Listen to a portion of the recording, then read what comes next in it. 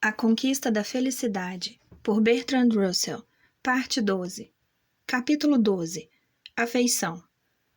Uma das principais causas da diminuição do entusiasmo é a sensação de que não nos querem, enquanto o sentir-se amado, ao contrário, aumenta o entusiasmo mais do que tudo.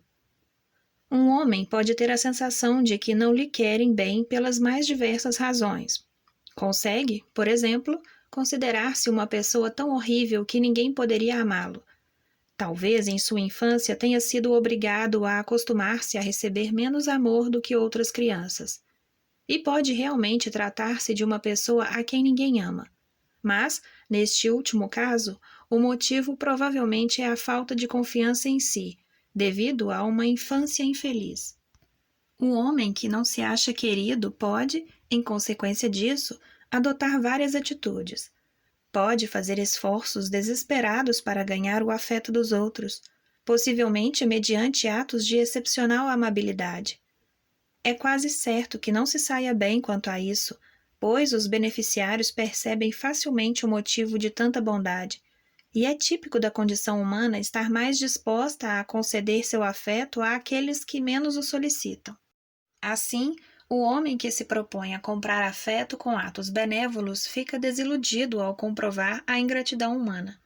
Nunca lhe ocorre que o afeto que está tentando comprar tem muito mais valor que os benefícios materiais que oferece como pagamento, e, no entanto, seus atos se baseiam nesta convicção.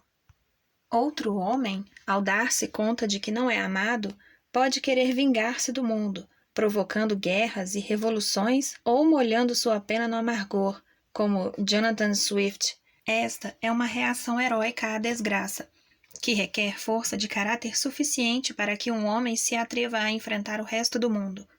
Poucos são capazes de alcançar tais alturas. A grande maioria, tanto homens como mulheres, quando se acredita não querida, afunda em uma tímida desesperação, só aliviada por ocasionais centelhas de inveja e malícia. Como regra geral, essas pessoas vivem muito concentradas em si mesmas, e a falta de afeto lhes dá uma sensação de insegurança de que procuram instintivamente escapar, deixando que os hábitos dominem por completo suas vidas. As pessoas que são escravas de uma rotina invariável costumam agir assim por medo do frio e mundo exterior e porque sentem que não tropeçarão se continuarem trilhando o mesmo caminho que fazem todos os dias. Aqueles que enfrentam a vida com sensação de segurança são muito mais felizes do que os que a enfrentam com insegurança, desde que a sensação de segurança não conduza ao desastre. E, em muitos e muitos casos, embora não em todos, a própria sensação de segurança ajuda-os a escapar de perigos a que outros sucumbiriam. Se alguém caminha sobre um precipício por uma tábua estreita, terá mais possibilidade de cair, caso sinta medo, do que se não o sentir. E o mesmo se aplica a nosso comportamento na vida.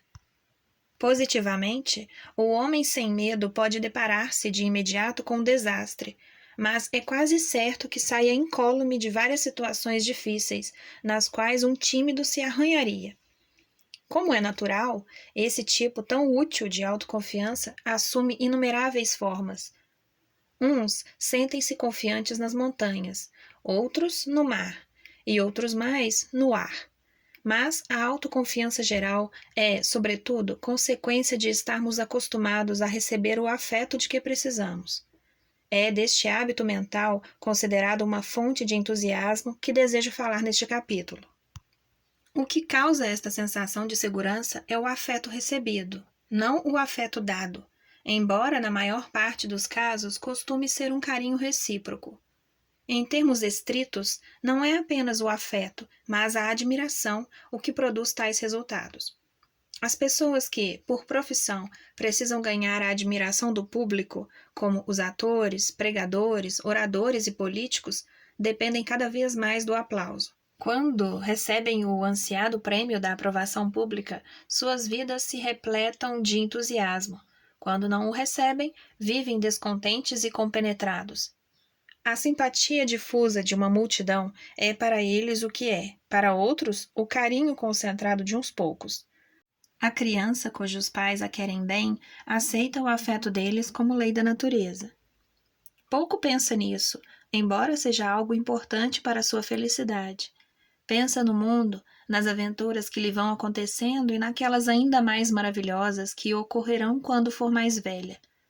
Por trás de todos esses interesses externos se acha a sensação de que o amor de seus pais a protegerá contra qualquer desastre. Já a criança que, por alguma razão, não pode contar com o amor parental, reúne muitas possibilidades de tornar-se tímida e retraída, cheias de medos e autocompaixão, e já não é capaz de enfrentar o mundo com o espírito da alegre exploração. Tais crianças começam a refletir cedo sobre a vida, a morte e o destino humano. A princípio, são introvertidas e melancólicas, mas com o tempo buscam o consolo irreal de algum sistema filosófico ou teológico. O mundo é um lugar muito confuso que contém coisas agradáveis e coisas desagradáveis misturadas ao acaso. E o desejo de encontrar um rumo ou um sistema inteligível é, no fundo, consequência do medo. De fato, é como uma agorafobia, ou medo dos espaços abertos. Entre as quatro paredes de sua biblioteca, o estudante tímido sente-se a salvo. Se lhe acontece convencer-se de que o universo é igualmente ordenado, mostrará a mesma segurança quando tiver que aventurar-se pelas ruas. Caso essas crianças houvessem recebido mais carinho, seu medo do mundo seria menor e não teriam que inventar um mundo ideal para substituir o real em suas mentes. Nem todo carinho tem esse efeito de incentivar a aventura. O afeto dado deve ser forte, não tímido, e objetivar a excelência do ser amado mais do que sua segurança, embora, naturalmente, não devamos ser indiferentes à segurança. A mãe ou babá medrosas, que estão sempre avisando às crianças dos desastres que podem lhes ocorrer, que acham que todos os cães mordem e que todas as vacas são touros, podem inculcar-lhes apreensões iguais às suas, fazendo-as sentir que nunca estarão a salvo se saírem da barra de suas saias. Uma mãe extremamente possessiva pode achar bastante agradável essa sensação por parte do filho. Interessa-lhe mais que o menino dependa dela do que da própria capacidade para enfrentar o mundo. Neste caso, a longo prazo, certamente, a criança cresce pior do que se não a houvessem amado. Os hábitos mentais adquiridos nos primeiros anos de vida tendem a persistir durante todo o tempo. Muitas pessoas, quando se apaixonam, buscam nisso um pequeno refúgio contra o mundo, onde possam estar seguras de ser admiradas, embora não sejam admiráveis, e elogiadas, embora não sejam dignas de elogios. Para muitos homens, o lar é um refúgio contra a verdade. O que procuram é uma companheira com a qual possam descansar de seus medos e apreensões. Procuram na esposa o que obtiveram antes de uma mãe tola e, ainda assim, surpreendem-se quando as esposas os consideram crianças grandes.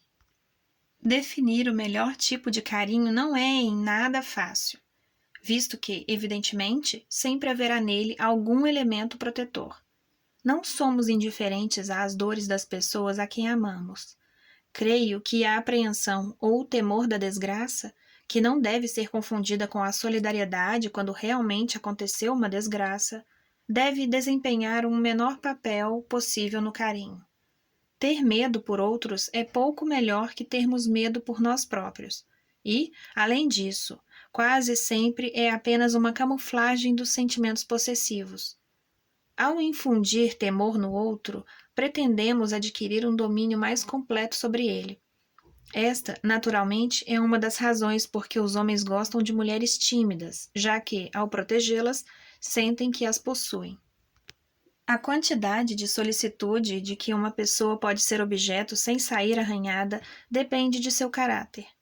Uma pessoa forte e aventureira aguenta o bastante sem ser prejudicada, mas a pessoa tímida deve ser encorajada a esperar pouco nesse sentido. O afeto recebido cumpre uma função dupla.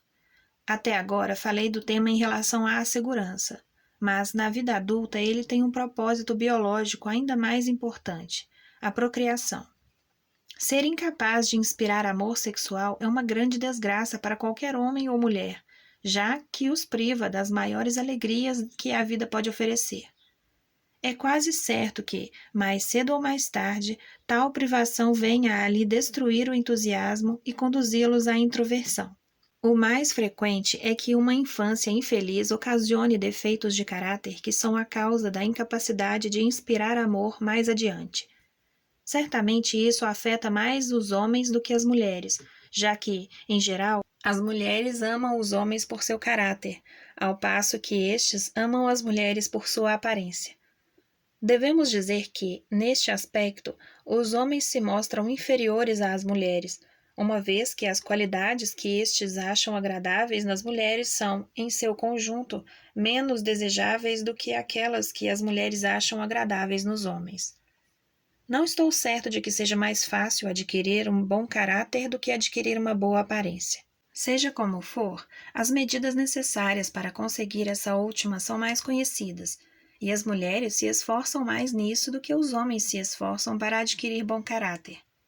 Até agora falei do carinho que uma pessoa recebe. Agora me proponho a falar do carinho que uma pessoa dá. Neste caso, existem também dois tipos diferentes. Um deles traduz-se possivelmente na manifestação mais importante do entusiasmo pela vida, ao passo que o outro é uma manifestação do medo. O primeiro me parece inteiramente admirável, enquanto o segundo é, na melhor das hipóteses, um simples consolo.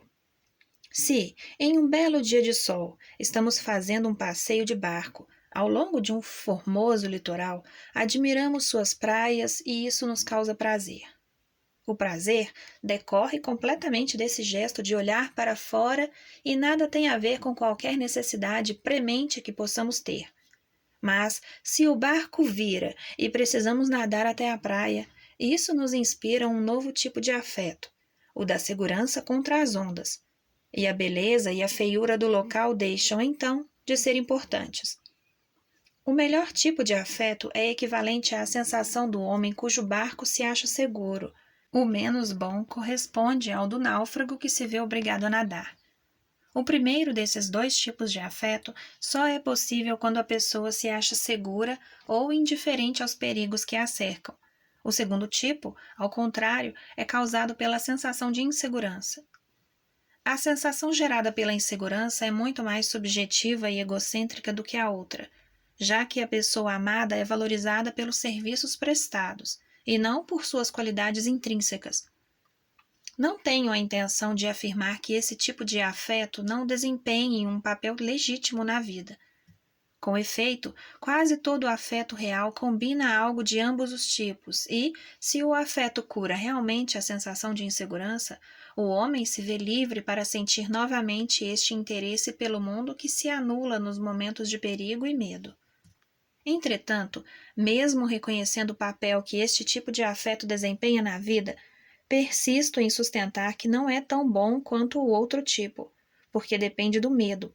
E ter medo é ruim, e, além do mais, é um sentimento egocêntrico. O melhor tipo de afeto faz com que o homem espere uma nova felicidade, e não o escape de uma antiga felicidade. O melhor tipo de afeto é reciprocamente vitalizador. Cada qual recebe carinho com alegria e o oferece sem esforço. E ambos acabam por achar o mundo mais interessante, como consequência dessa felicidade recíproca. Mas existe uma outra modalidade, que não é rara, na qual uma pessoa suga a vitalidade da outra. Uma recebe o que a outra dá, mas não oferece quase nada em troca. Algumas pessoas de extrema vitalidade pertencem a esse tipo vampírico. Extraem a energia vital de uma vítima após a outra, mas, enquanto prosperam e se tornam cada vez mais interessantes, as pessoas de onde retiram sua vitalidade vão ficando apagadas e tristes.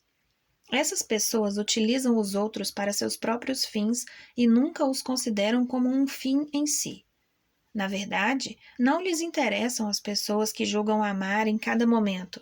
Só lhes interessa o estímulo para suas próprias atividades, que podem ser de tipo muito impessoal. Com certeza, isso se deve a algum defeito de caráter, mas seu diagnóstico e sua cura não são fáceis. É uma característica que costuma estar associada com uma grande ambição, e eu diria que se baseia numa opinião exageradamente unilateral daquilo que constitui a felicidade humana. O afeto, no sentido de autêntico interesse recíproco de duas pessoas, e não apenas como um meio para que cada qual obtenha benefícios, mas sim como um ajuste com vistas ao bem comum, é um dos elementos mais importantes da autêntica felicidade, e o homem, cujo ego se encontra de tal forma encerrado entre muros de aço que não o deixa se expandir, perde o melhor que a vida pode oferecer, por maior que seja o êxito de sua carreira. A ambição que não inclui o afeto em seus planos costuma ser consequência de algum tipo de ressentimento ou ódio à raça humana, provocada por uma infância infeliz, por injustiças sofridas posteriormente ou por qualquer das causas que conduzem à mania de perseguição. Um ego demasiadamente forte é uma prisão da qual o homem deve escapar se quiser desfrutar plenamente do mundo. A capacidade de sentir afeto autêntico é um dos sinais de que alguém conseguiu escapar desse cárcere do ego. Receber afeto não é o bastante. O afeto que este alguém recebe deve liberar o afeto que deve ser dado em retribuição, e só quando ambos existem em igual medida é que tornam realidade suas melhores possibilidades.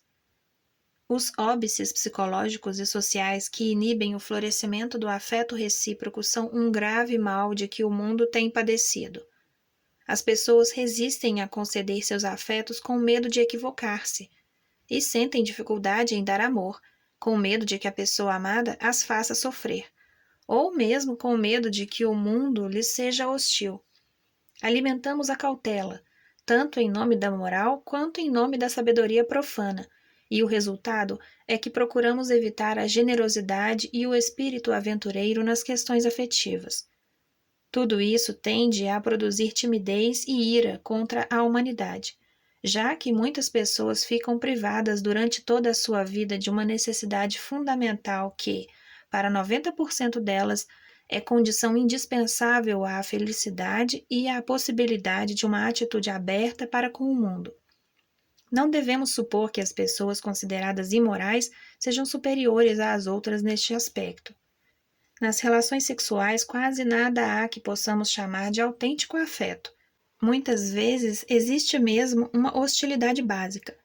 Cada qual procura não se entregar, tenta manter sua solidão fundamental por pretender manter-se intacto e, por isso, o afeto não frutifica.